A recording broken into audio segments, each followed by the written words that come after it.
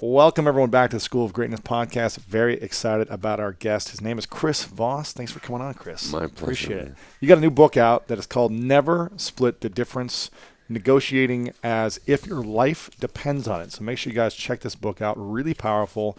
And, Chris, you were the lead international kidnapping negotiator for the FBI for how many years? Well, officially the lead for 4 years, probably. 4 years. In reality, about 7. 7 years, okay. And you worked on, I think I read, 150 kidnapping or high-level negotiation cases, right? Cases across the board, yeah.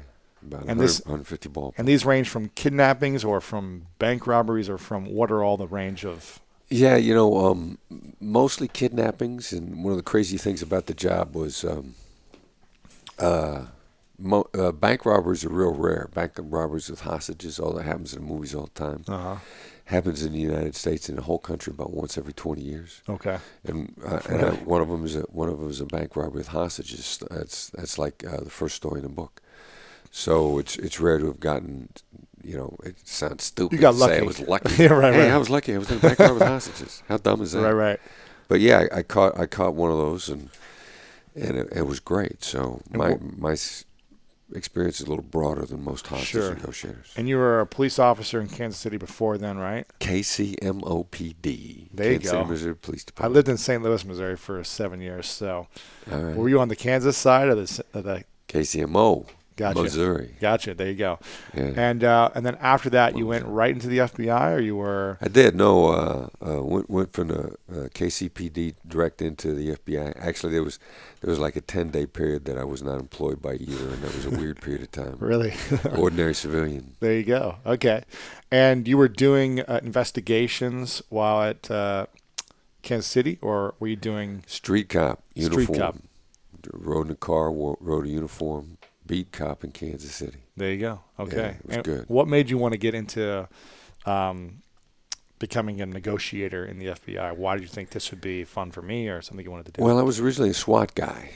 And, before I got into law enforcement, I figured to be a SWAT guy. Like, I'm a medium-sized guy. Yeah. So I figured, well, I got to do martial arts. And so then in college, then I ripped my knee up really badly in college in martial arts.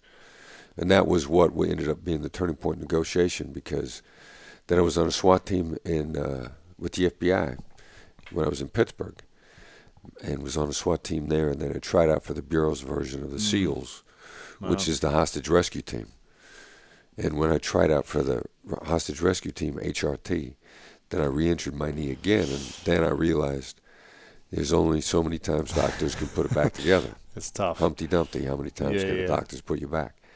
So after they got the knee put back together the second time, I looked at hostage negotiation. I didn't know what negotiators did. It sounded both cool and easy. Right. And I thought, I could talk to terrorists. I remember literally thinking, I'll talk to terrorists. I'll do that. Sure.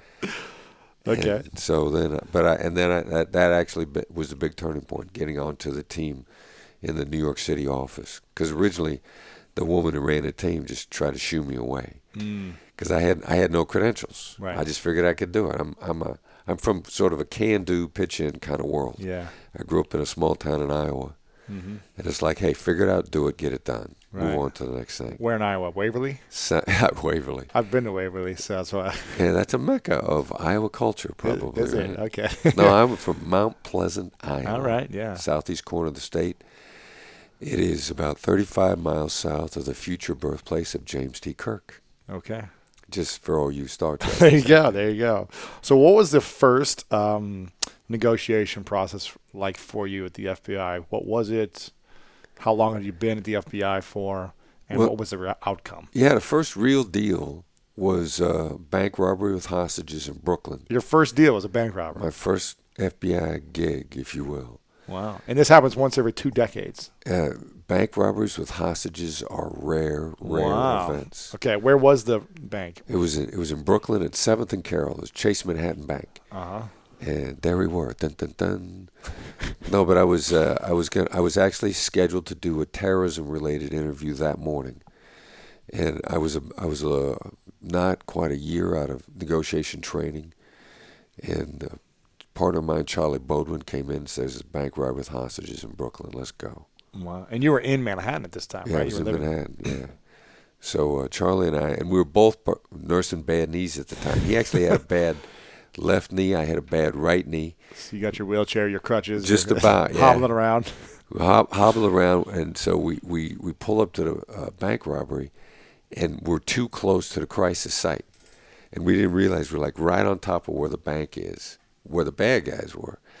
So two guys with bad knees bail out of a car and low crawl basically through the inner perimeter to where the negotiation team was being set up, and that was my first gig. Okay, and now is the team in a van like it is in the movies where you're like have a van and you got the Right. radios No, and if you can't set up someplace, then you get a van. gotcha. And NYPD had a van, but we didn't need it. We set up in a bank across the street, took over, it was Chemical Bank at the time, and just took over the bank and set up the negotiation room right across the street and started rock and roll. It took us 2 hours from the moment the bank alarm went out to the first contact was 2 hours. 2 hours. Is that quick or is that That's probably standard okay? because it takes everybody a while to get there. 2 hours. So they had to wait for 2 hours till they got any communication. Well, that's what we thought. But the bad guys inside were really tricky, and that was one of the first things that I began to learn lessons about business negotiation because the organizer inside was one shrewd guy. And it's a cliche in a business world that if you're sitting at the table with some guy who wants to make them seem powerless, that's an influential guy. A guy who always said, "Look, I don't have control over what's going on here. I got a CEO, I got all these people." Anybody that points to negotiators away from the table, the harder they work to make themselves seem powerless, the more influential they are because they don't want you to corner them at the table. Because they don't have the decision. They can't make the decision. Well, they can. They don't want you to know it. Yeah, right. They're exactly. hiding that. They're acting like they can't make it. Right. And this guy in that bank, he just kept saying, these other guys that I'm here with, they're so dangerous. I don't know what they're going to do. And he was extremely calm. And at first, we just thought we were dealing with an inadequate personality, somebody who just had no power. But we found out after the fact that he was one of the most controlling guys. And the guys he took to that bank robbery, they didn't even know they were going to rob the bank. They thought they were going to burglarize a cash machine. Wow. He was manipulating everybody. So my first solid dose with somebody like that was like one of the best business lessons I ever learned. Wow. What happened? How long did the process go for? 12 hours. 12 a little over hours. 12 hours in total. How many hostages? There were 3 hostages inside, 2 women and a man. They had guns. They had everything, I'm assuming. Bad guys rolled in. This guy thought everything through in advance, and he rolled in with a gun that looked like a .357, was actually not, because he wanted everybody to think he had a .357. So the first thing he does when he rolls in the bank is he takes the 2 female tellers hostage. He hits one of them in the head with the .357. Ouch. He sticks the barrel in the other one's mouth and pulls the trigger. Oh, my gosh. And she Talk thinks, about terrifying. Yeah, she's frightened out of her mind. She thinks it was just an empty chamber, which is what he wanted her to think. And then when he dropped the hammer on an empty chamber, he said, "Now open the vault." And they wasted no time getting that vault open. And by then, the police had shown up. We'd surrounded the bank, and So the vault was open. They got cash and bags or whatever. they were getting ready to get out when we surrounded them. You surrounded them. So how did they get out? Well, we had them trapped inside, and so we went through a really long negotiation. I mean, this guy's thought everything through. So you're on the phone with him. You get a hold of him. He gets a hold of you. How's that work? We Call the bank. The first thing we do is we try to isolate the phone lines. Right. So we just got in we connected our equipment to a phone and just called in on the bank phone, and this was. And that ended up being the way we communicated the entire time. He picked it up the first time, or Yeah, well, because he's smart. He wants to figure. First of all, he wants to get figure away out for what free. we're doing. He wants to get away, and he also realizes that if he's talking to us, there's a pretty good chance we're not coming in. right. If he's talking to us, and also if he realizes he's got to manage the risk level. He's got to talk to us in really measured tones. And so he knows as long as he's talking to us in sound and reasonable, we're probably not going to break down the doors. But if they're sounding crazy, then you're going to come in. Then we're going to come in. Huh. So he sounded reasonable. He was Right. Like, right. what was the conversation like? Well, he started off right off the bat by telling, I was the second negotiator. The first thing he done was he had already actually, we didn't know he'd called the precinct before we got there. He called the precinct and said they wanted to surrender, which also then that's on his perspective, he thinks that means we're going to drop our guard. And it's very much like a really shrewd negotiator says, look, I want to make a deal. And if you get a negotiator says, let's do a win-win deal. Right. I mean, the sooner win-win comes out of somebody's mouth across the table, More to relaxed. me, that's an automatic mark of somebody's trying to Oh, really? to rip me off. Oh, interesting. Because he's trying to get me to relax, he or she. Sure, sure. If I look at you and say, hey, man, let's do a win-win deal here. You need to be putting your hands over your wallet. Really? Because I'm going after it. That's funny because I'm always thinking about, I'm trying to come from a place of win-win in all my relationships and business Right. deals right now in my life. Right. But I'm honestly not trying to like screw someone out of by Right. saying that. I'm really like, let's make sure that you win, I win in this business deal or, whatever's happening. But it's Right. different maybe when there's someone who's stealing something. It's context too. But and then Right, if right. the first thing that you say is like, if you say to me, look, I want to make sure that this is good for you, and I want it to be good for me at the same time. Right. You're expressing a win-win. But if I sit down, I was saying like, look, Lewis, I need let's do a win-win here. Mm-hmm. I'm telling you, I don't want to pay you anything. Mm. The sooner it comes out of my mouth. Oh, interesting. So you should negotiate first before saying that is what you're saying. Well, you start thinking about stuff other than money. What I'm really telling you is I don't want to give you any money. Gotcha. In No. that context. Right.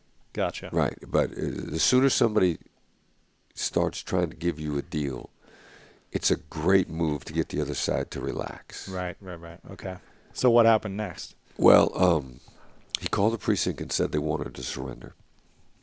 So the deal he wanted to do was, he said, put a van out front. We'll all get in the van and we'll drive to the precinct. Okay. Right. That's absurd. Right. Like you'll drive the precinct. Okay. Right.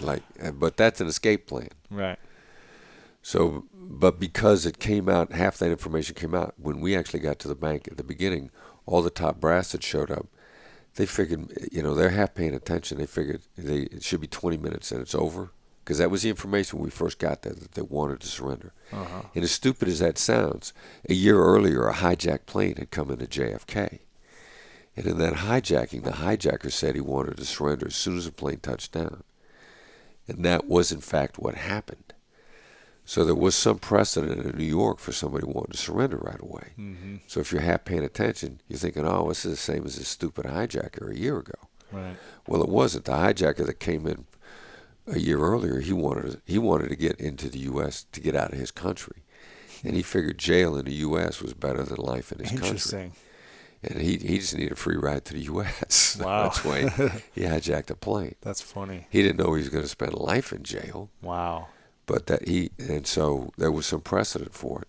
So the bosses show up, and they're just hanging out outside, shaking hands. They're not paying attention to what's going on. Pretty soon they wonder what's taking the negotiators so long. They're looking at their watches. They're like, we've been here an hour. These guys said they want to surrender an hour ago. Why isn't he out? Well, they were stalling and they were trying to escape. And we also found out the guy on the inside was, he was burning money in the basement. The bank was under construction. At the bank. Wow. And what he was doing was he stashed a couple of $100,000 inside the construction.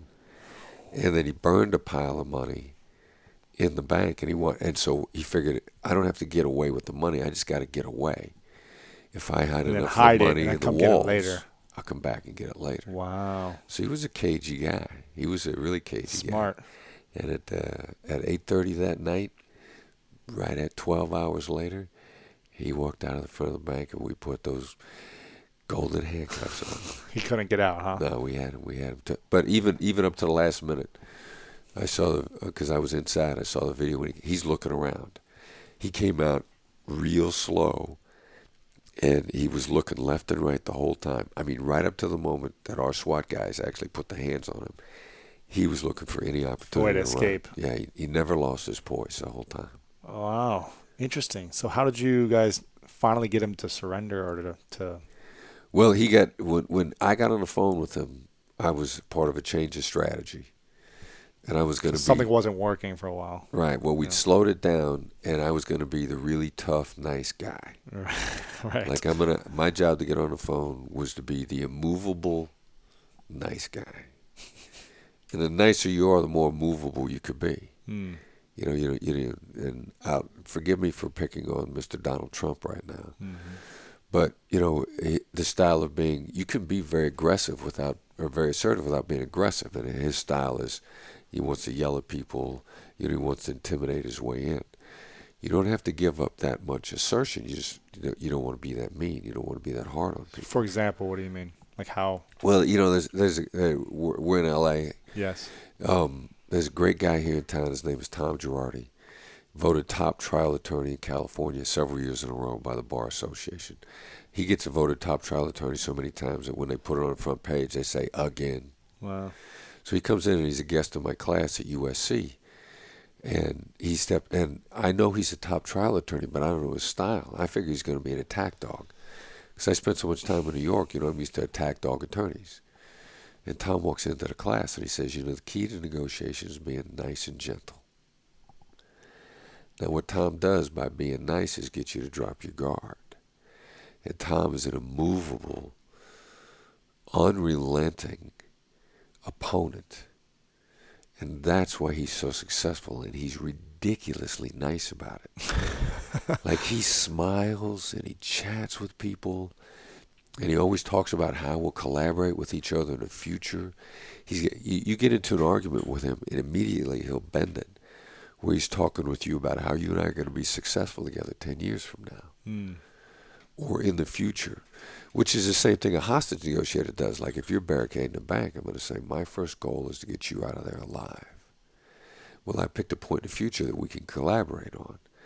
Tom Girardi does this instinctively, and he's just super nice about it. I mean, like, either you're going to cooperate with him because you like him so much, he's never going to let up on you, or more than likely you're going to say something accidentally.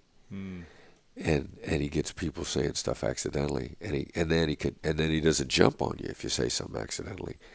Right. He lets you say so many things accidentally. What do you mean that you gotta accidentally? give it. Well, like, he loves to get people on uncovering emails that they never should have written. Like, if you send Tom an email saying, Tom, let's go have lunch together, he will not email you back saying okay. Because he doesn't put anything in emails, because that's the downfall of almost every single lawsuit. Somebody who's done something wrong is going to put it in an email. Wow. And Tom knows if he's nice to the other side long enough, he's going to figure out where those emails are. So, and that's what people do all the time. Lawsuits are uncovered. People get into trouble with what they put in emails. When they say, hey, they send an email to somebody else, they say, hey, we shouldn't be doing this. And a person sends an email back saying, like, yeah, it's okay, nobody's ever going to find out. Oh, my gosh. In today's day and age, people put stuff in emails. And so Tom knows he's just relentlessly nice, relentless, and the most charming guy you ever met in your life. Wow.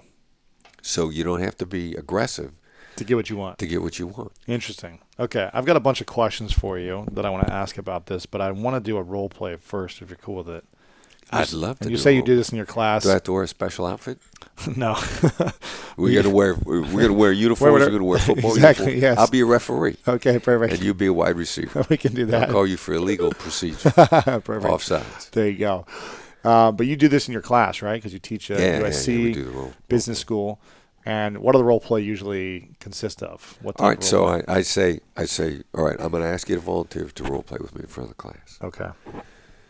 And I want you to know, just in case you're worried about role playing with a hostage negotiator in front of everybody, just ease your mind, just so you won't worry. I promise you the experience is going to be horrible. Perfect. And you probably get more out of it than anybody else in the classroom. Okay. All right, so here's a role play. You volunteered. You Yes. agreed. I'm a bank robber.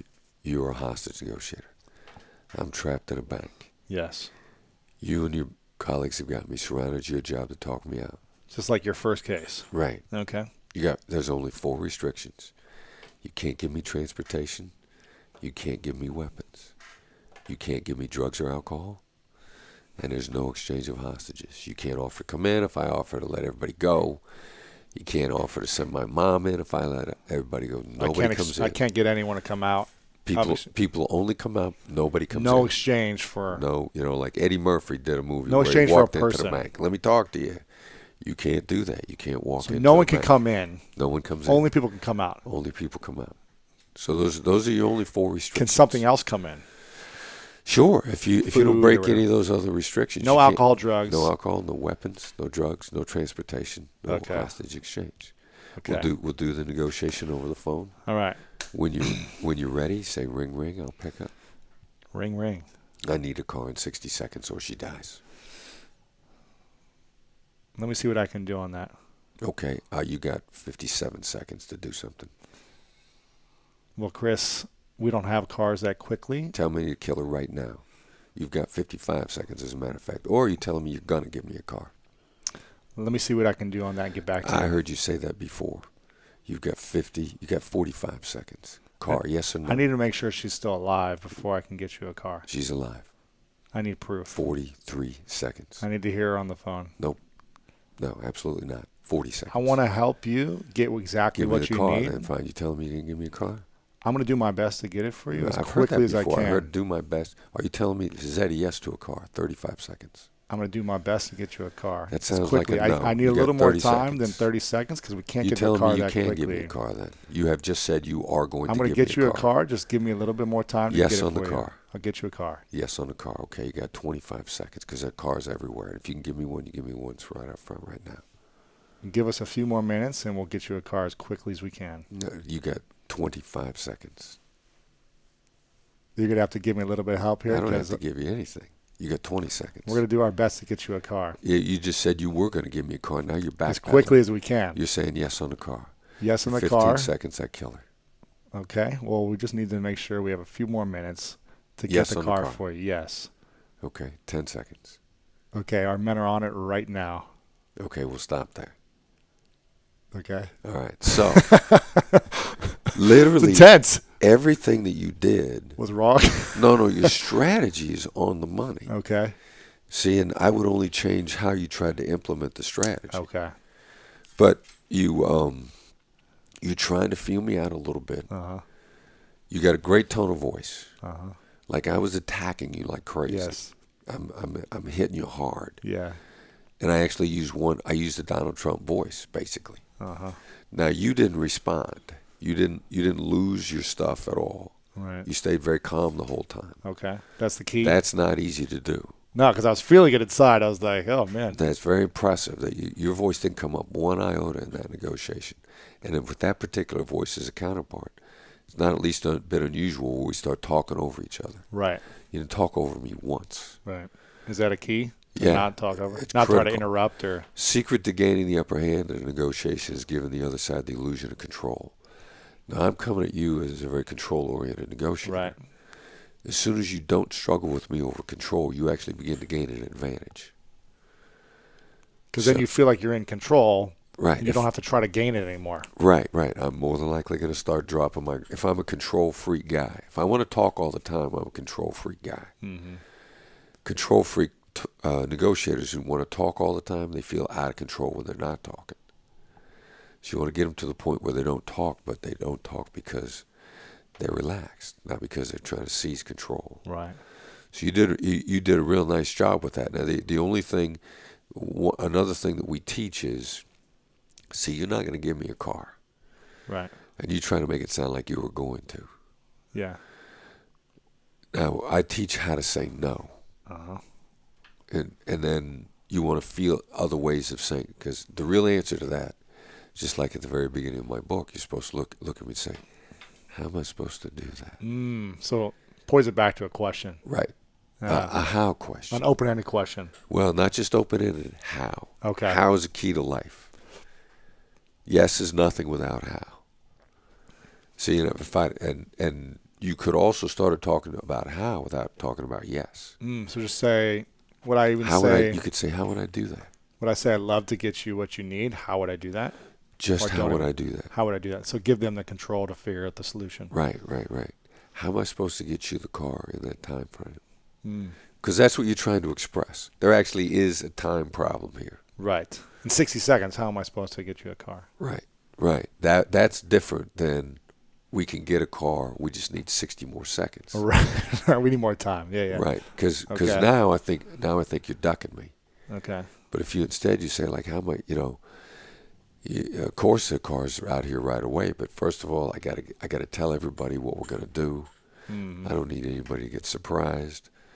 Let's talk through the details of how this is gonna get done. Mm-hmm. In the meantime, what got you here in the first place? Mm. How do you find yourself into this kind of a situation?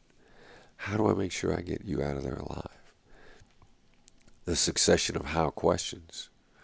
How am I supposed to promise to get you a car if I don't know that she's going to come out alive? Mm. You take what you want and make it the path to what I want. Mm. How am I supposed to get you in here if it doesn't benefit me also? Right. So as soon as in any negotiation, what I want is now a means of getting what you want, then that changes the dynamic right away. So how do you deal in a negotiation with the kind of person who has to win, who has to get everything they want? They're very controlling, alpha, Right. and it's their way or no way. Well, getting everything they want is actually third on their list. First of all, being in control is number one on their list, and that's emotionally satisfying. Mm. The second thing is the alpha type, which is, we refer to that as the assertive. The one thing that's more important to them than actually getting what they want is being respected and making sure that you know everything about what they're coming from.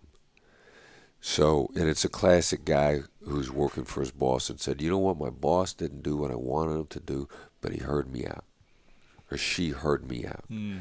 I can live with the direction that we're going as long as I know that my boss knows my opinion. And so that the assertive type of negotiator, it's really more important to them that they felt that they conducted themselves respectably, that you respected them, and that you knew what they were coming from. Mm. And once they know those things, they'll actually soften up on what they want. If they feel disrespected, they'll probably be more frustrated and angry and demanding. Right. So you have Because to when respect. they're very demanding, what they're really saying to you subtly is, I want you to know how important this is to me. Right. I want you to know how important I am. So how do you meet that person? Just come to them with respect or with calm, or you could say, look, you're impressive. You're phenomenal. you've thought it's all out. This is very. Yeah, I mean, clearly you know where you're coming from. You know what you want. I'm lucky to be talking to you at all. Right. I mean, if were I to sit down with Donald Trump, I would in fact be lucky to be in the same room with him. That'd be the first thing I'd say to him. I'd say, Stroke his ego. You're an American icon. Right. You're the symbol of American business, certainly in New York City. Yeah, stroking their ego is not a bad thing. It's a version of empathy, because that's how they see themselves. Mm. And the emotional recognition, like emotional currency, is not going to solve every deal. I just don't want to try to solve any deal with money when I could have solved it with emotional currency. I'm saving my money. With emotional empathy, currency, intelligence. Right. My money's too important to me to waste it when I could buy something with satisfaction. Mm.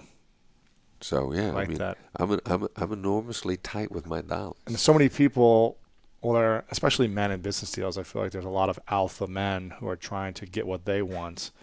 And so somehow they'll lose money because they're not able to have empathy, or they're not able to, whatever.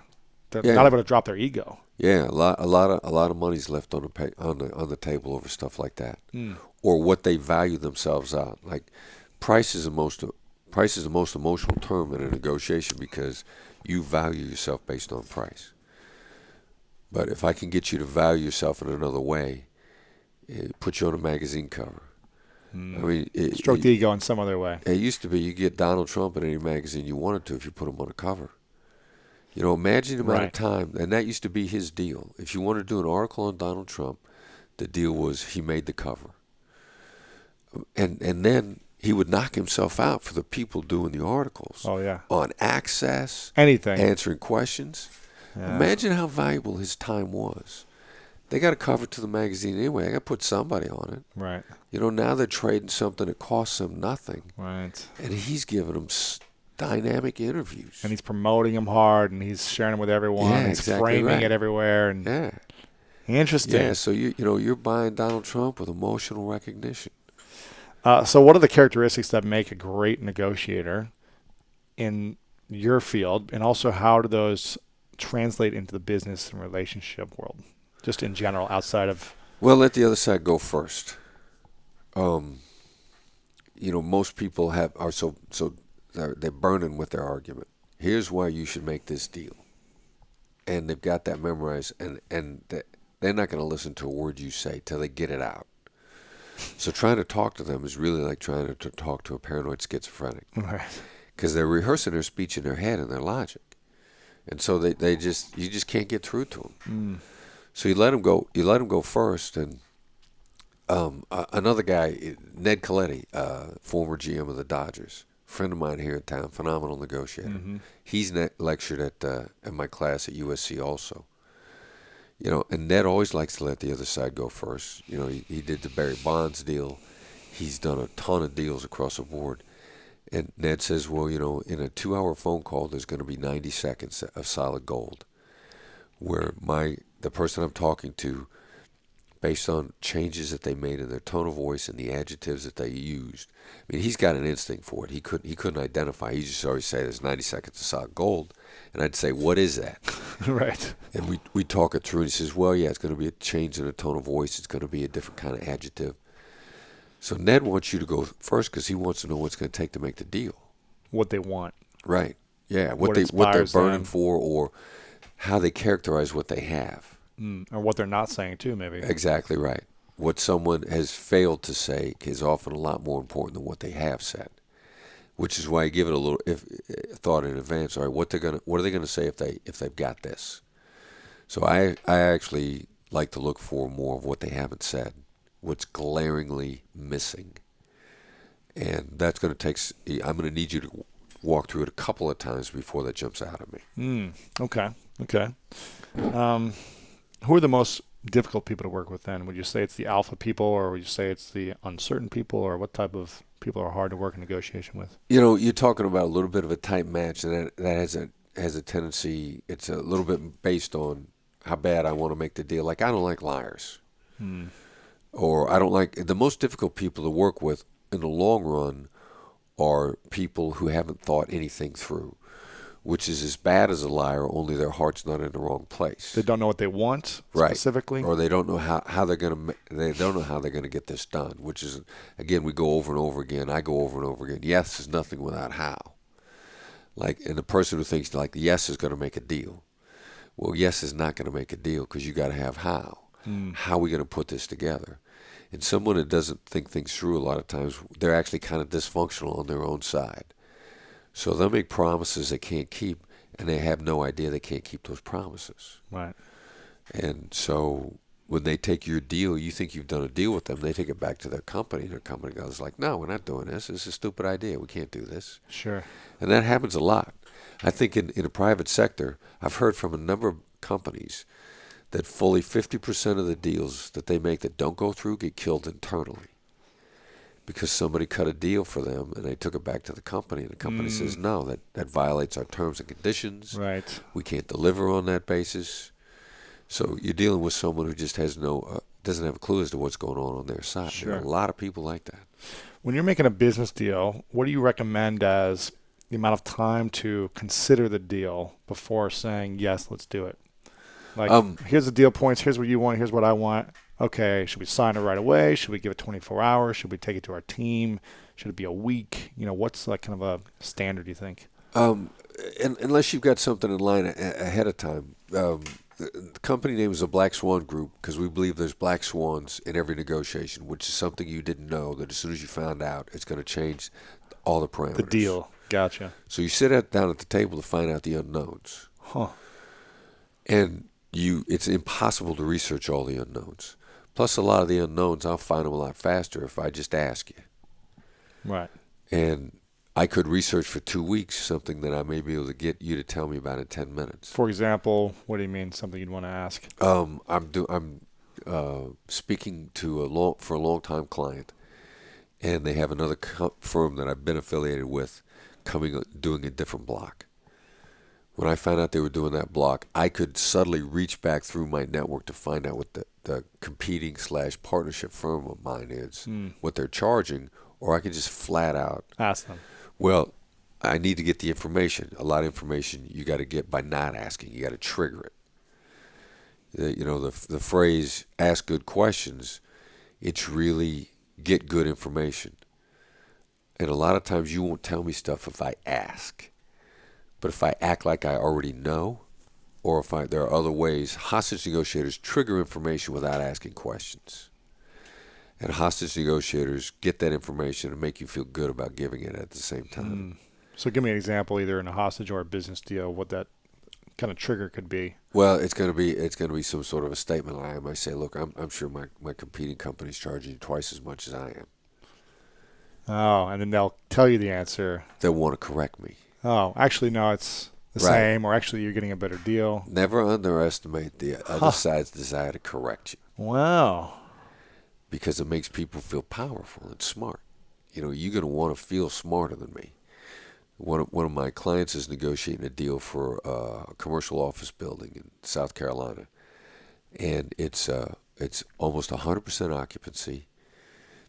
It's in a mixed-use historic area, so it means the building can't be knocked down, and nobody can build in it because it's an historic area. Mm-hmm. And so the building's basically impossible to replace, and it's 100% occupancy. It makes no sense to sell the building. So they're genuinely thinking, why is the seller selling? First of all, you can't ask why, because why makes people defensive. If I look at you and I say, why did you wear a black shirt? Your instant thought is going to be like, do I got to defend the black shirt? Why I'm doing it? Yeah. So you need to find out why, but you can't ask why because it makes people defensive. So what would you ask there? Well, then again, you don't want to ask at all because if you're smarter, you change your whys to whats. And it's more likely they'll respond if you say, what's making the seller want to sell?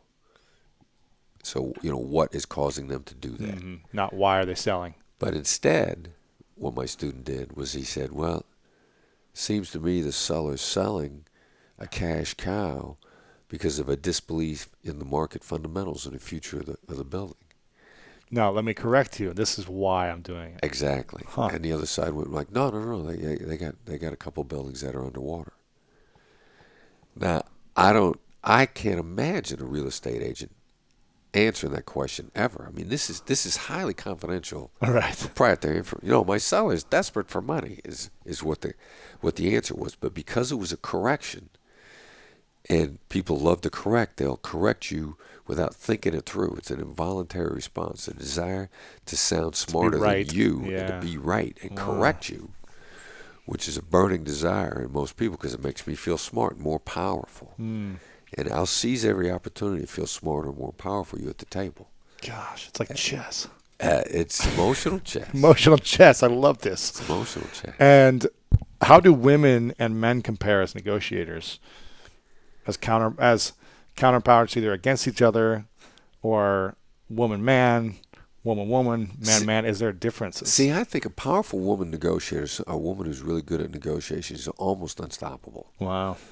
And I think that the societal reinforcement is constantly trying to pound men into being better negotiators and constantly trying to pound women away from it.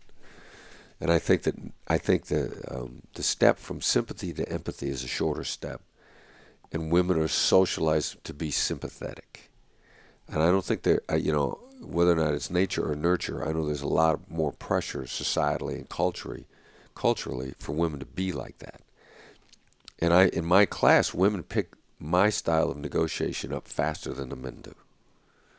And the women that go to my class start cutting bigger and better deals faster than the men do. In business or in life or in just... In both. Gotcha. Wow. So in my view, I think that... Like after they graduate, they go on to do... Well, in the class. Okay. You got to negotiate with skin in the game in my class. And Really? Almost all of my students are rising star business executives. So Mock negotiations they're making more is what you're saying. no, in real life, man. Real life. You They got to take it take out into my the real stuff and put it in real life while you're in my class, and you got to write about it. Wow. And I've got everything from $1 billion Wall Street transaction. People in my class use the tools for. I get at USC get a lot of commercial real estate transactions. Wow. A lot of people buying commercial real estate that are working on MBAs. I've gotten a lot of those transactions.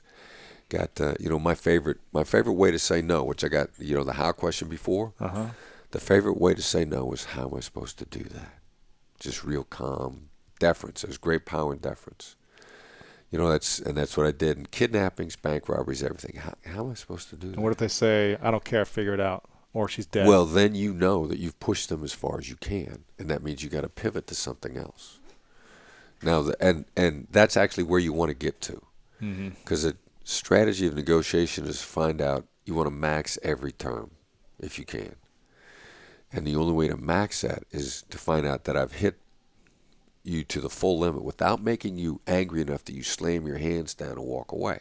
Because even your reaction or you just shoot now, someone. or you shoot someone, your reaction to this now was like, look, you got to do it, or things are going to go bad. Yeah. And it was one of my students here in town is negotiating for a luxury client to rent a house in Hollywood Hills, and $20,000 a month was a rental, and They were trying to get the rental, or they were trying to lease? Trying to get it. Gotcha. And so The person said it's $20,000 a month. right. Yeah. And it's from his client's extremely wealthy. So and you're negotiating a wealthy market. The other side always thinks you got all the money in the world. And so he just said, how am I supposed to do that? And they said, okay, well, and they shifted the terms, and they cut the price, and they moved a bunch of other terms around. Then they negotiated for a while longer, and then he said, again, on the price, he says, how's my client supposed to pay that? And the realtor says, if your client wants a house, he's got to pay it. Bang, you got a deal. When the other side says, if you want it, you have to do it, which will come usually after the second, third time that you said, how am I supposed to do that? So you knock it down a little more on a car, a real estate deal, whatever it is. Now you've maxed that term. Now you move on to something else, so you make the deal. But you needed to know that you pushed them as far as you could have without them storming out, or without them saying, Chris Voss is not any fun to deal with. I would never do business with him again. How am I supposed to do that in a deferential way? Right. They still feel in control. You're not saying, screw you, that's too much. Like, what are you, out of your mind? Right. And if you don't make the deal at that point, then what they say after the fact, they say, I didn't make a deal, but I deal with them again. They're all right. They're all right to deal with. Did they get the lease? How much did they get? Yeah, they got it. How much? They knocked it down to less than 20, and then they got some softness on some other terms. Gotcha. And then they cut the deal for the house. There you go. And I wish I was paying $20,000 a month for a house. That's a lot of money for a house. $20,000 a month. Wow, that's a rich student. Yeah. Well, USC, they get people true. that are involved in a lot of lucrative deals. Yeah. So you're saying, what is the importance of empathy in a negotiation? When I'm hearing you say it's extremely important, and that's why you feel like a woman would be a better negotiator in general, because they have more empathy in general, or? Well, it's the shortest. Most people have confused sympathy with empathy. Okay, what's the difference? Empathy is, I can see you're upset. It's just identifying how you feel. Sympathy is like, wow, I feel bad for you. So feeling sorry or bad for someone is sympathy. Sympathy. It is in fact it doesn't help anybody. Like, I don't care if you feel bad for me. Right. I could care less. So sympathy is not a good thing? Sympathy is a weakness. As a negotiator. As in a negotiation. Empathy is a good thing? Empathy and tactical empathy. Because we've really taken it past just empathy in general. Like, we've been doing this long enough that I know what I'm looking for before we sit down. I know that I need to find out the stuff that are negative emotions for you, because I need to get them out of the way of the deal. And I need to find out the stuff that are positive emotions for you, because I want to reinforce that to make the deal. And I know that the negatives are going to be a bigger deal to you than the positives are. So can you give me an example of this in a business deal? What that would? Well, if I don't like doing business with Donald Trump at all, then if he's annoyed me to the point where I get enough satisfaction keeping money out of his hands, I won't make that deal. Or if I'm in a business deal where the other side, and I've thought about this, like you annoy me so much That I don't want you to get anything. that I'll take less money to keep you out. Right. So how would you eliminate something like that negative in the deal so that you could? Well, then say, like, if I think that you're negative towards me, I'm going to say, look, I'm sure it seems like I'm greedy here. If I say to you, like, I'm sure I'm going to seem very greedy here, that sets me up to ask for a lot of money. Because there's actually science that backs this up now. Identifying a negative diminishes it every time. So if I'm going to make a big grab for the money, you're going to think I'm greedy. And I need to get that out of the way, because if I'm too greedy, you're gonna get some satisfaction by keeping me from the money, even if you don't get any. Right. And so I'm gonna say, look, I'm gonna seem real greedy here. I'm gonna seem like I'm very self-centered, and that I'm greedy, and that I'm not looking out for you at all. And then I'll just let it sit. And you'll take a lot more from me, a lot. You'll allow me to take more if I've said that in advance. Up front, really. Yeah. Because I've diminished that. Your thought is like, I mean, how I can never seem too greedy then. When I make that grab, you're going to say, well, he was honest with me. He told me he wanted a lot of money. He didn't try to say, hey, look, let's do a win-win deal. Now give me all the money. Right. Because if I say I want to do a win-win deal with you, I'm like, hey, I'll be nice to you. I'll look out for you. And then you try to take 90 and give me 10. It's like, oh, it's not a good deal. Yeah. But when you say it up front, then you're more likely to get the deal. Yeah. And get more of whatever you want. Right. I'm gonna seem very honest to you. You're gonna like that I was honest with you, and you're gonna say after the fact, like, look, he was honest. I always knew where he was coming from. I didn't like the deal, but I did it anyways, or whatever. Yeah. Huh. Okay. It's crazy. That's this stuff that we found out that works regularly. We had talk about another one we talk about in the book. There was a multi-million-dollar deal going down in Washington D.C. The subcontractor was very unhappy with the general contractor, and a female negotiator, and they were getting ready to lose everything. And they sat down and they said, I'm sure we seem like the big guy that doesn't care about you. I'm sure we seem like the big general contractor that's trying to take complete advantage of the sub and not appreciate how hard you're working for this and not care about your future at all. And she turned that deal around, and when she was done, she took an additional $1 million in profit for herself and her company, and the other side liked them more. So not only did they increase the profit, but they had a better relationship. This is about being honest up front or empathetic, or I can see how you might feel that we're going to do this. It's a tactical approach. Wow. There are negatives here. We're going to address the negatives. Up front. And we're going to make them go away. Yeah, wow. Address them up front. Most people don't want to do that. I already did that. Do you know when I did that to you? When? I've already done it. Remember when we talked about doing the one-on-one role play? Yeah. I said it was going to be horrible. Oh, that's true. You said it up front, yeah. And I always do that every single time the same way, because if you do the role play with me, no matter how it goes, you're going to feel like you were beaten up. Right, but at least you told me I was going to be. Right, and you can't come out. If I say it's going to be horrible, you can't ever say, well, he sandbagged me. He caught me off guard. Right. And then what I always do, then I diffuse the negative, and then I pitch the positive. And most people pitch the positive and hope the negative will go away. They sandwich the negative. Positive, negative, positive. I don't like sandwich at all. Start with the negative. Start with the negative. And I said, and you will learn more than anyone else. So how do you do that in a business deal where you start with, okay, I'm sure you think we're horrible or we're trying to get more than we should, or? Well, walking to the table, you can make a really educated guess on what the other side is going to think of you. If you're a big business dealing with a small business, if you're David and Goliath, you know that before you get to the table. Right.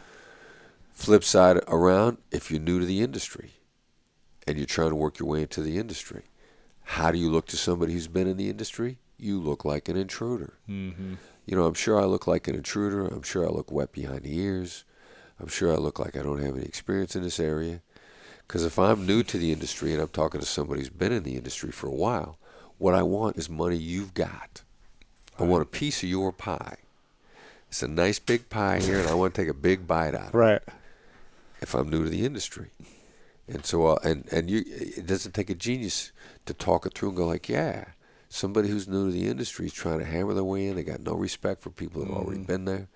And I'll say that, I'm sure I look like an intruder here. So how do you frame the positive afterwards then? You go, I look like an intruder, but And then I'll say, and there's money to be made here that wasn't there otherwise. Because if I'm new to the industry, especially if I'm bringing a deal in, I'm bringing you found money. The worst thing I could do is say, hey, look, I got some found money for you. Right. Let me bring this to you. Sure. You're going to be like, you ain't bringing me nothing. I'm fine. Right. I could pay my bills before you walked in the door. I didn't Right. need you to pay my bills. So, but I want to make that point. So I got somewhere I'm going. I'm going to say, I'm sure I look like an intruder. I'm unappreciative. I'm wet behind the ears. You've been here for 1,000 years. I don't know anything. So always lead with the negative or the elephant in the room. Identify the elephant in the room. That's exactly right. Doesn't have to be negative, but the elephant in the room, identify it. That elephant always gets smaller. Every time you call the elephant in the room out. Again, and there's a subtle difference too. I never deny it. Like if there's a difference between me saying, I'm sure I seem like an intruder, which is good, and if I say to you, I don't want you to think I'm an intruder. That's a denial. That's going to be say, what I you am do. an intruder. Yeah. In your mind. Yeah. I'm coming into this new. I'm coming to this. Yeah. Denial magnifies negatives. There's a subtle difference between denial and observation. And if I say, look, man, I don't want you to think I'm an intruder here. I don't want you to think I'm wet behind the ears and that I don't know what I'm doing. Immediately, you're thinking that because Right. I denied it. And that's why, and that subtle difference is night and day in negotiations. That subtle difference makes all of it. I'm doing, when I'm working on my book deal, I don't know if my agent will listen to this or not, but I use this Oh, really? with my agent one time because I'm a bad client if somebody's negotiating on my behalf. Because at some point in time, I'm going to jump in with no warning Of course. and you're not like, listen to you. this is how it's supposed to be done. Yeah. Yeah, I can only sit back for so long. And so I'm getting ready. I'm jumping in the middle of this price negotiation with a potential writer. With the writer. Okay. Before I came across Tall is a superstar. Yes. He is the best business book writer on the planet. He's great. And so before I came across Tall, we're working trying to get something going with another guy.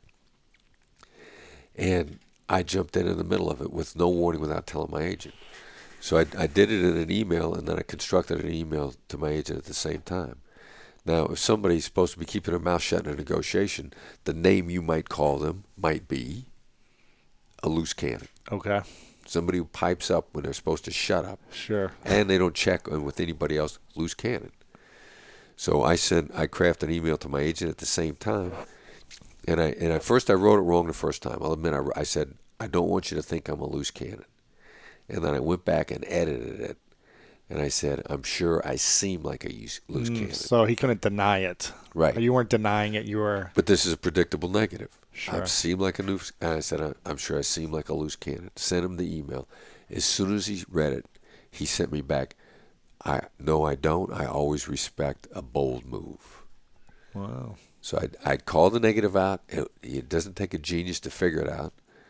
And just call it out. Identify the elephant in the room. Don't deny it. If I'd say, no, there ain't no elephant in the room. Right. Yes, there is. Sure. And he has responded immediately. Were you part of negotiating with the publisher as well? Or did you let him do the job? No, what you need an agent for is really understand terms and conditions. Yeah. And a great source of intel.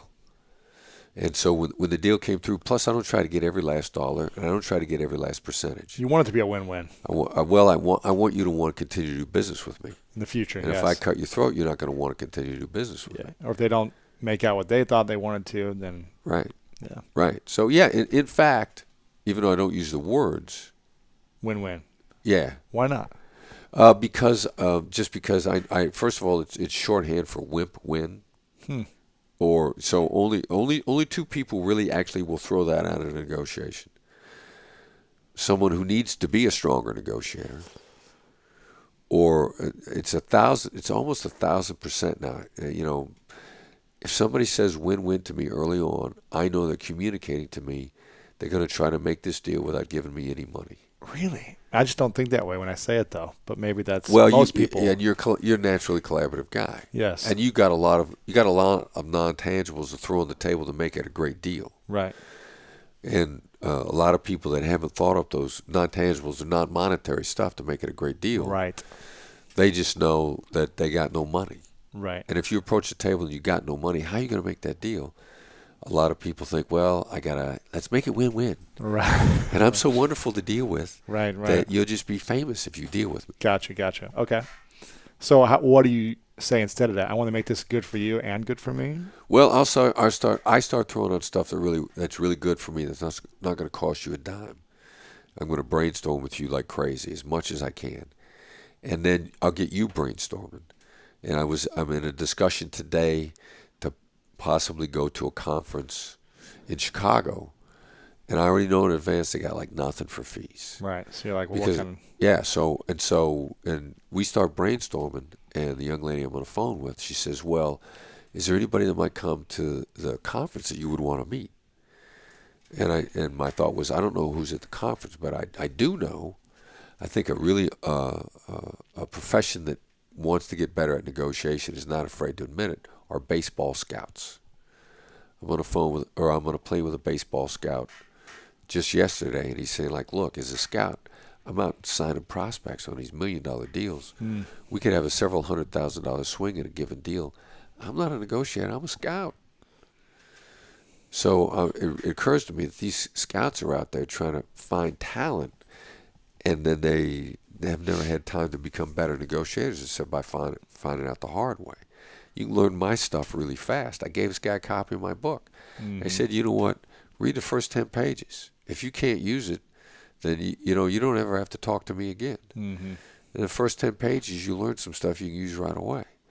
So I'm on the phone with this girl for this conference today, and I go like, all right, look, I think I could really help out professional baseball organizations, to their scouts, maybe not their GMs who are doing the $100 million deals, but put me in a room with the guys that are doing $1 million deals. And I said, so if you know anybody for the Cubs or the White Sox, just give me an introduction and we'll talk about it. That'd be worth me going to this conference for nothing if I get a good introduction to something that'll lead me to business. Yeah. And she's like, she says, I'll check into that, because she's right there. Yeah. And they're running a big conference, and it's very much good for Chicago, and it's good for business people. And most professional sports franchises come to know that what's good for the community is good for them. So then it becomes, in effect, win-win. Right. I just don't use those terms. Gotcha. I like it, though. How do you become the smartest person in the room? Look for emotions first.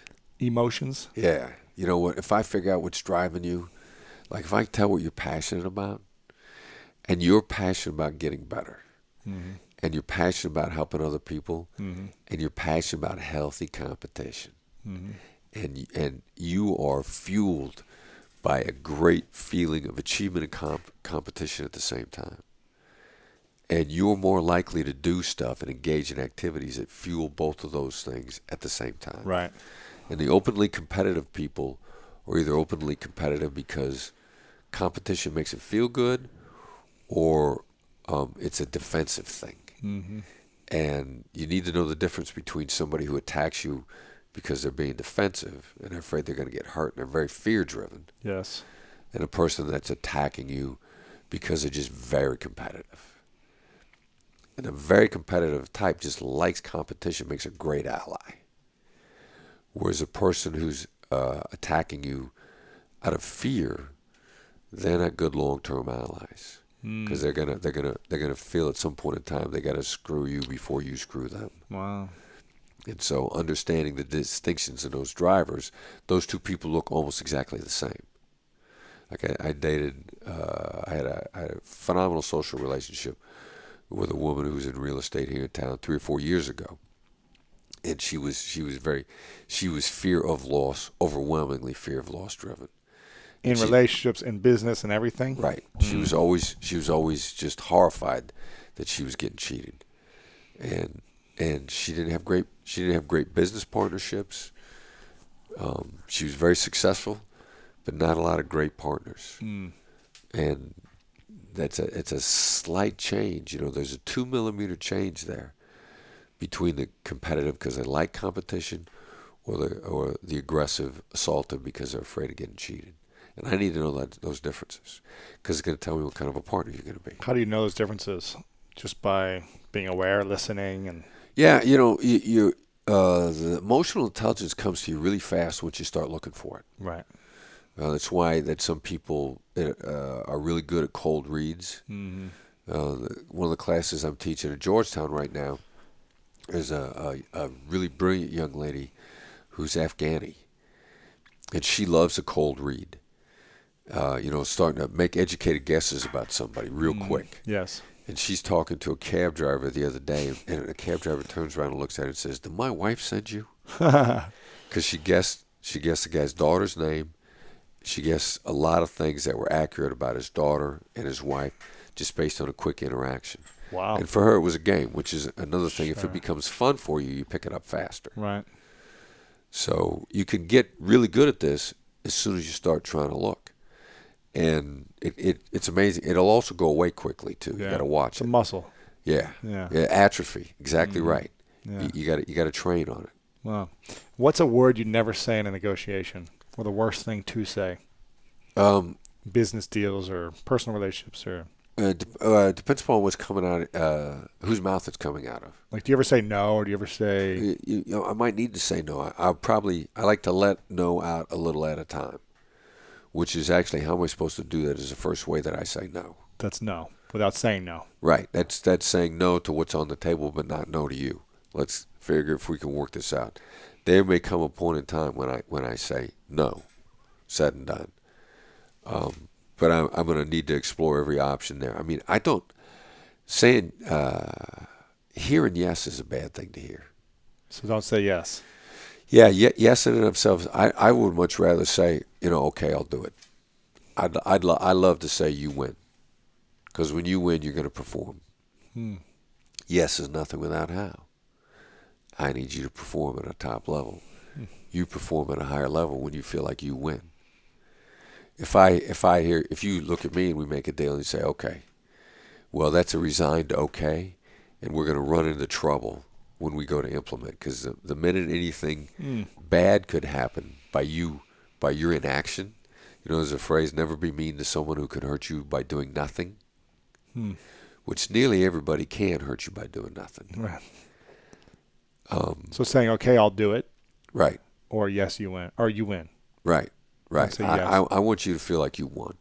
You win. So You got the better end of the deal. yeah, because are you going to hold to the deal if you got the best end of the deal? Right, of You're course. gonna love it. You can brag about Awesome. Yeah, I got the better end. Huh. it. Right. So you win. Okay, I'll do it. You win. You can do both of them together. If I say it, that's good because you won. If you say it, it's bad to me because you feel beat. I don't want you to feel beaten. Right. Which is one of the real big problems with negotiation, because since I've been helping people get better at it, like I get more stories. A guy says, "Let me tell you about this deal. I had them over a barrel. There was nowhere for them to go. For all intents and purposes, I took them hostage." Well, I guarantee you that the person they beat was as passive aggressive as possible on the implementation of that deal. They didn't feel And good they about left it. money on the table. They didn't feel good about it. Right. Huh. Right. So always make the other person feel like they got the better end of the deal. Right. Right. They won. And yeah, they won. And it was their idea. It was their idea. I like your idea. I'll do it. Something like that. Yeah. Or, okay. Yeah. I mean that's really good. And so that's why usually the one word answers of yes and no, those are also frequently misunderstood too. There's three kinds of yeses. There's commitment, confirmation, and counterfeit. Huh. And most people are used to getting lured into a trap with yes. Would you like to make more money? Isn't it true this is the off season? Whatever setup yes there is. Would you like? Okay. Yeah. It's leading someplace. Yes. One of my students is on a honeymoon, and he's wanting to get an upgrade on his bungalow, and it's the off season in this resort. Now, what they typically do is they cut prices on their basic rooms, but they not don't the honeymoon cut, suites. But not the honeymoon Right. suites. And he knows they're all vacant. Now, what he doesn't want to cut price on a regular room. He wants a honeymoon suite. And he starts out the conversation with like, isn't it true this is the off season? That general manager knows there's a trap there. So what's he say? And so the guy starts going sideways on him immediately. Oh, really? He didn't say yes. Right. He didn't want to say yes because he knows that yes is commitment and yes is probably a trap. And he knows, I don't know where you're going with this, but you're going someplace. That's what he said? Yeah. And then what happened? Well, so then my student realized that he fell into this yes trap thing. So he had to kind of get back out of it. And they started talking, and instead of trying to get yeses and nos out of him, he started describing the situation. He started showing him a little bit. Yeah, well, I'm sure a lot of guys like me come in. We want a room. We don't want to pay anything for it. You get so many tourists that are in here in the off season, and they're cheap. That's why they're here in the off season anyway, because they're cheap to start with, and they don't want to pay anything for anything anyway. And now the managers appreciate where the guy's coming from. He ends up leading with the negative. Right. He ends up getting the upgrade. Really?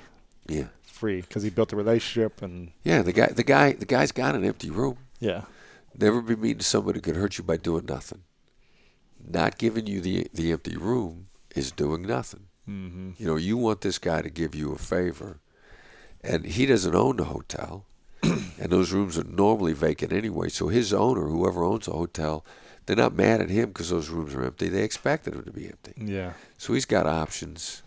Ultimately, you want to make the pitch like, you give me that upgrade, I'm going to be a fan for life. I'm going to tell everybody how well I was treated. I'm going to tell all my friends about this. Something I've done for like the last 10 years, a friend of mine told me this line that he's like, if you ever want an upgrade, if you ever want like something better in the deal, use this line. And I swear I've been using it. Maybe it's been wrong, but I'd love your opinion. All right. I say, what's the chance you can help me with this? All right, so that's a what question to start with. What's the chance? Two things about that I like. First of all, it's a what question. Yeah. And secondly, what's the chance you can upgrade me? You're elevating the person when you're asking for help. So you're giving them power, right? Right. The opportunity to have power. Right. Yeah, so there's, and I don't know that I'd change that sentence at all. I might say in advance, like, look, this is really going to seem greedy of me. Because you can't leading with the negative. Leading with the negative. Wow. If you try to call out a negative that's not there, you won't plant it. If you try to deny a negative that's not there, you plant that baby. And that's why you have to know the difference between a denial and a straight observation. And that's a subtle difference. Because you're probably going to want to say, before you ask the guy for a discount, you're probably going to say, this guy's going to think I'm cheap and I'm greedy. I don't want him to think that. Mm-hmm. So if you mention it all, you get instinct to say, look, I don't want you to think I'm cheap and greedy here. That's a denial. That plants it. So I bet you might think that I'm being a little greedy. I'm sure it's coming seem across. Greedy. I'm being greedy, but what's the chance you can upgrade me? Yeah. Yeah. You can support me in getting upgraded. And so if asking for an upgrade as a human being, the guy's going, no, that's not greedy. You want him thinking no. You want him saying no. No's a great answer because when somebody says no, they have just protected and defended themselves. Like, it's ridiculous. You will be stunned at what people are willing to say no to. I mean, just absolutely stunned. I'm coaching a guy who's working on a new position with the city of Beverly Hills, and they're constructing, since it's a new position, he sees this job description that he wants to take, but it's problematic the way they put it together. Yeah. And he says, how do I negotiate with these guys? Because this job description is not going to make it work. And I said, look at him across the table and say, do you want me to fail? And their answer is no. And I said, well, look at how this is set up. I'd love to have this job. But instead of saying, he wants to sit down with him and say, hey, look, this is never going to work the way you guys designed this. Right. You can't say that, though. You can't say that. Because then they're coming from defense mode or something. Right. Now their ego's in a way. But you say, because when you say, do you want me to fail? I mean, that gives them again to help you. Yeah, they say no. They protect themselves. You then come to the other guy's rescue. I mean, you're punching a lot of really powerful emotional triggers there when you say to somebody, "You want me to fail?" And one way or the other. I mean, we try to sit down and think of the most ridiculous question that they would never say yes to. Like if at the end of a negotiation, one of my last things I'm always going to say is like, if you can't budge at all, I'll say, all right, well, look, it seems like you're powerless here. Oh, Because nobody wants to say yes to that. Wow. Seems like there's nothing you could do. It seems like you're completely powerless here. And they'll put you on hold. They'll find a way to help you. So it seems like you're powerless. If you can't help me, it sounds like you're powerless here. Right. Nobody ever wants to say yes to that. Wow. Yeah. That is powerful. Yeah. Do you use that a lot when you're at the end of any phone deal, bill or anything or something? At the end of any deal, if we haven't come to an agreement that I'm happy with, that'll be the last thing. I'll say, it seems like there's nothing I could say. And it seems like you're powerless. It seems like nothing that you could say to them to get what you need. Right. Or for them to move the deal points, and it seems like you're powerless. Right. They're powerless. Right. Holy cow. That's powerful insight. So, yeah, we a lot of people have cut deals by, they thought it was completely in the tank. And they're actually just trying to end positively. It's critical to end positively. So give me one little extra thing then, if they want to end positively, not like, I'm powerless here, so let's do the deal. Yeah. Okay, I'll throw in this, or I'll give you this, or like I make it a regular part. Like my credit cards, almost all of them got fees, and I call every year and ask them to waive the fee. Yeah. And they almost always do until the guy says, "Well, we waived the fee on you the last 5 years in a row." So it sounds like you're powerless here. And I'll say, I'll say that. I'll say, it sounds like you're absolutely powerless here. It sounds like you're nothing you could do. And they'll put me on hold. Let me see what I could do. Anything, they'll come back and do it. Because nobody wants to be powerless. Oh, wow. That's great. Let's finish with the final few questions. Make sure you guys get the book here. This is fascinating. Never Split the Difference. Negotiating as if your life depended on it. Some powerful insights in this interview so far, and I know you have a framework for negotiating in the book. Final few questions. What are you most grateful for in your life recently? I'm grateful that my son still is in business with me. That my son can tolerate me. I've run across nearly everyone that I've run across since I've been in L.A. I'm just happy in one way or another that they've come into my life. I got to tell you, I'm grateful to be. I know it's going to sound like a cliche. I'm grateful to be sitting here right now. I think this. When I started finding out about you and all the cool stuff that you've done, I appreciate it, and how much positivity and help you're bringing people.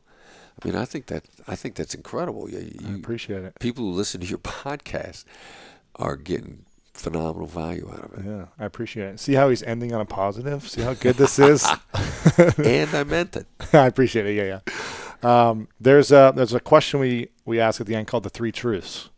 And this is, if it's the last day for you many, many years from now, your books have been erased, all your techniques have been deleted from time, the information you put out to the world is gone for whatever reason. And you have a piece of paper, and your great-great-grandchildren comes up to you and says, will you write down the 3 things you know to be true about everything you learned in business, relationships, school, FBI, everything in life you've learned, coming down to 3 simple truths that you would pass on to us. And that's all the things we would know to live our lives by. What would be those 3 truths? Yeah, be generous. It'll come back to you. Much more than you could ever imagine. Work hard. Be generous, work hard, be honest. I mean, any of the opposites of those are just damaging shortcuts. Just really damaging shortcuts. Just be generous, work hard, be honest. I like it. Simple and effective. I like those. Thanks. Make sure you guys get this book, Never Split the Difference. Where can we connect with you online? BlackSwanLTD.com. BlackSwan like limited.com. We are not ballerinas. That's the movie, the Black opposite. Yeah, but we're very agile. We like to have a lot of balance. Sure, yeah. Ballerinas are actually great athletes. So they are. And you're at Voss Negotiation on Twitter. Yes. Are you on the Instagram and the Facebook as well? Black Swan LTD on Facebook. Haven't plugged into Instagram yet. I would imagine we will soon, as soon as I drag myself into the 21st century. Perfect. And again, it's a former FBI top hostage negotiator's field-tested tools for talking anyone into or out of just about anything. So this is extremely important in terms of personal relationships, family relationships, intimate relationships, friendships, business relationships, any type of relationships. This is going to support you. I think it's a must read and understand if you want to have peace in your life, because negotiation is a constant thing that we go through all the time, especially when you have kids, all these different things. You're always going to be negotiating something. Right. And you might as well be good at it.